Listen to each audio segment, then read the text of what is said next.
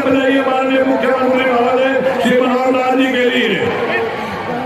1.5 करोड़ रुपया, 1,50,00,000 रुपए की राशि पुरस्कार स्वरूप आपके अपनी लोकप्रिय सरकार के हर कमरों से दिए जा रहे हैं। एशियन कुश्ती चैंपियनशिप में भी 2022 में स्वर्ण पदक हासिल किया है और राशि सब आप जानते हैं 3 करोड़ रुपया स्वर्ण पदक हासिल करके हरियाणा प्रदेश का और देश का नाम रोशन किया। इनको भी 3 करोड़ रुपए की राशि। क्या बात, आपका जोश देखते ही बनता है। भी स्वर्ण पदक हासिल किया एशियन गेम्स में, इनको भी 3 करोड़ रुपए की राशि। आगे सारे 3 करोड़ के आ रहे, आप तालियां बराबर बजाते रहिएगा। स्वर्ण पदक हासिल किया और माननीय मुख्यमंत्री महोदय की आकर्षक खेल नीति के तहत इनको भी 3 करोड़ रुपए की राशि पुरस्कार मिली जा रही है। और नौकरी का ऑफर। एशियन गेम 2022 में स्वर्ण पदक हासिल किया, इनको भी 3 करोड़ रुपए की राशि सम्मान स्वरूप दी जा रही है। एक और शानदार खिलाड़ी स्वर्ण पदक हासिल करके देश का, प्रदेश का नाम रोशन किया। 3 करोड़ रुपए की राशि इनको भी इनाम में, 70 लाख रुपए की राशि। एशियन गेम्स 2022 में कांस्य पदक जीता और 75 लाख रुपए की राशि इनको सम्मानित स्वरूप दिया है। बिहार के निवासी कांस्य पदक एशियन गेम्स 2022 में 75 लाख रुपए की राशि और इन सभी को नौकरी का ऑफर है। जो हरियाणा की शान बने ये मेडलिस्ट खिलाड़ी, इनको यहाँ आज जो इनका पारितोषिक है, जो इनका इनाम है, वो बांटा गया है। इनके जो सर्टिफिकेट है वो इनको दिए गए हैं। इनका अभिनंदन सबका किया गया है। कुल प्रदेश के 44 ऐसे खिलाड़ी हैं जिन्होंने या तो इंडिविजुअल में या टीम के रूप में मेडल के हिस्सा बने हैं। गोल्ड मेडलिस्ट भी हैं, सिल्वर मेडलिस्ट, ब्रॉन्ज मेडलिस्ट, जिसके अंदर आज 22 खिलाड़ी तो स्वयं उपस्थित हुए हैं। और हमें जैसे जानकारी है कि बाकी जो खिलाड़ी होते हैं उनका कोई ना कोई कारण रहता है, कोई प्रैक्टिस में है, कोई बाहर अभी गया हुआ है, कोई और खेलों में लगे हैं, तो उनको भी सबको सम्मानित करने के लिए उनके बैंक अकाउंट के अंदर जो राशि है वो सबको पहुंच जाएगी। और कोशिश करेंगे कि अन्य किसी कार्यक्रम में बाकी लोगों को भी बुला करके उनको प्रत्यक्ष सम्मानित किया जाए।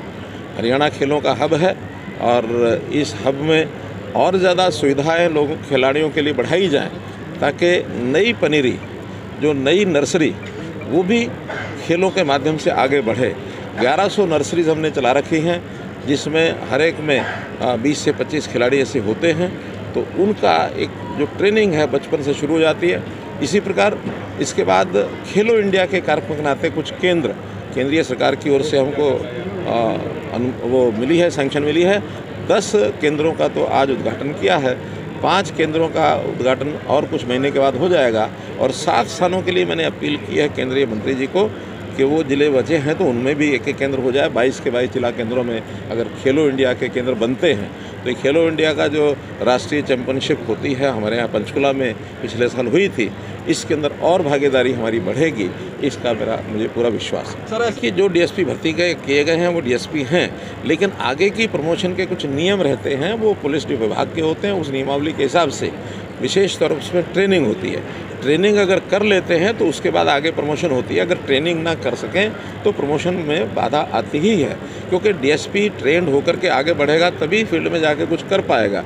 खेलों की ट्रेनिंग तो उनकी अच्छी है, लेकिन एक डीएसपी के बाद एक पुलिस ऑफिसर की ट्रेनिंग जब तक नहीं होती है तब तक वो बंधन है उसके ऊपर प्रमोशन का। बल्कि इसी में से बहुत से खिलाड़ियों के सुझाव आए थे कि हमको क्लास 1 की, क्लास 2 की अन्य नौकरियां दे दें, ताकि जिसके अंदर ट्रेनिंग भी आसान हो और हम काम अपना जितना हमारे जिम्मे हम कर सकें।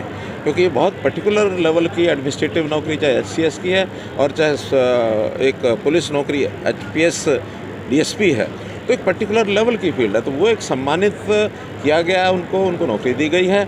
लेकिन आगे बढ़ने के लिए जो नियम डिपार्टमेंट के होते हैं उसके साथ से पालन करना। किसी प्रकार के कोई कागज़ पूरे नहीं करने पड़ते, लेकिन हरियाणा का व्यक्ति आखिर जो हरियाणा में खेला है गोल्ड में या कोई मेडलिस्ट हुआ है, तो उसका प्रमाण इतना तो चाहिए ही कि वो हरियाणा का व्यक्ति है कि नहीं है। उसने कोई मेडल जीता है तो जो मेडल देने वाली एजेंसी है उसको अप्रूव कराना पड़ेगा कि उस खेल में वो एक ऑथेंटिकेटेड व्यक्ति है जिसने मेडल लिया है। तो ऐसी जितनी ज़रूरी आवश्यकता होती है उतना ही पूरा कराना होता है, उसके अलावा किसी प्रकार की कोई नई चीज़ें नहीं पूरी करनी पड़ती।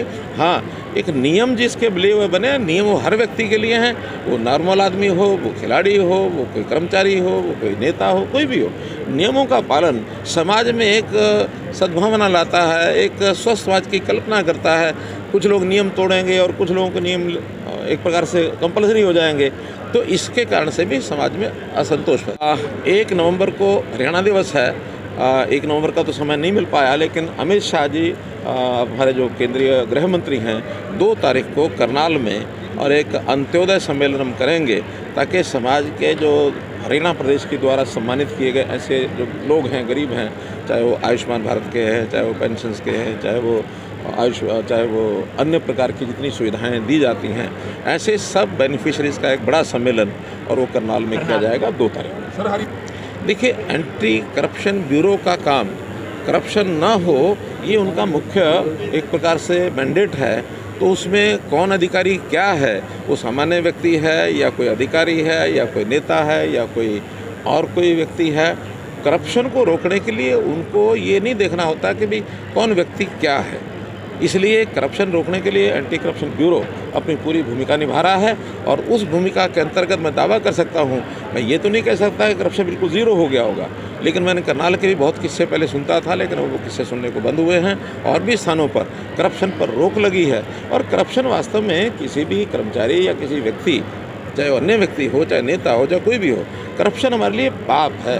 करप्शन करना ये समाज के प्रति एक हम अपनी जो भूमिका है वो निर्वहन नहीं करते, बल्कि समाज के साथ अन्याय करते हैं। इसलिए करप्शन किसी भी कीमत पर बर्दाश्त नहीं किया जाएगा। उसके अंदर न केवल एंटी करप्शन ब्यूरो, अन्य एजेंसीज जो हैं वो भी पूरा काम करेंगे, उनको हम पूरा सहयोग